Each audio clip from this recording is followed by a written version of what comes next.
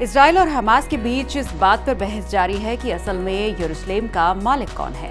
इस हिस्से को लेकर दोनों पक्षों के अपने अपने दावे हैं, लेकिन बहुत कम लोगों को पता होगा कि यरूशलेम का संबंध भारत के पंजाब से भी। चलिए आपको बताते हैं कैसे यरूशलेम भारत से जुड़ा है। नमस्कार, मैं हूँ आपके साथ सिमरन कौर और आप देख रहे हैं TV9 पंजाब, हरियाणा, हिमाचल, जम्मू कश्मीर। दरअसल सूफी संत बाबा फरीद, इनका नाम तो आपने सुना ही होगा। लगभग 800 साल पहले बाबा फरीद यरूशलेम गए थे और जहां वो ठहरे थे आज भी वहां भारतीय धर्मशाला के नाम से एक जगह है। यहाँ कई साल बिताने के बाद वो पंजाब वापस चले गए और वहीं उनका निधन भी हुआ था। यरूशलेम के बीचों बीच आज भी ये इमारत खड़ी है और इसमें वो कमरा है जहां बाबा फरीद ध्यान किया करते थे। कहा जाता है कि इस कमरे में उन्होंने लगभग 40 दिनों तक लगातार ध्यान किया था।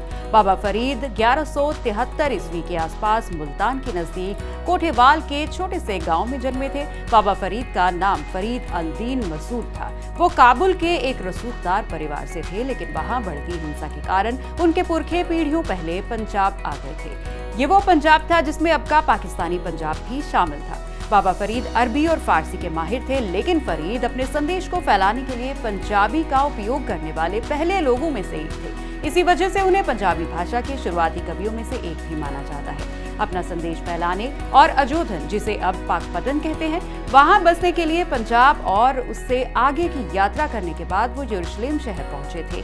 ये भी कहा जाता है कि उन्होंने अपना कुछ समय यहाँ अपनी नई कविताएं लिखने में बिताया था, जो बाद में सदियों तक पंजाबी कविताओं का आधार बनी रही।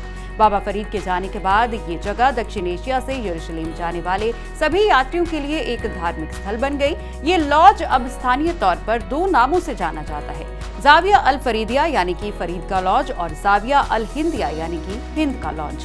1681 के एक दस्तावेज में निस्बा अल हिंद ले जाने वाले एक मुस्लिम और दक्षिण पंजाब के मुल्तान के एक मुस्लिम के बीच लॉज के नेतृत्व को लेकर विवाद का विवरण भी है। उसी स्रोत से संबंधित एक अन्य दस्तावेज है जहां पंजाब के एक अन्य मुस्लिम को संदर्भित किया जाता है, और जैसे कि गुलाम मोहम्मद अल लाहौरी नामक एक शेख, जिसे ऑटोमन प्रशासन के साथ जुड़ने और 1824 में संपदा को सफलतापूर्वक स्थानांतरित करने का श्रेय भी दिया जाता है। परिणाम स्वरूप 7 मूल लॉज कमरे, 2 पानी की टंकियां और एक आंगन जोड़ दिया गया था। और यरूशलेम के दूतों ने भारतीय खिलाफत आंदोलन के नेताओं को इंडियन लॉज के अस्तित्व के बारे में सूचित किया था, जो जीर्ण शीर्ण स्थिति में था, और इसकी देखभाल के लिए एक योग्य भारतीय व्यक्ति की सख्त जरूरत भी बताई थी।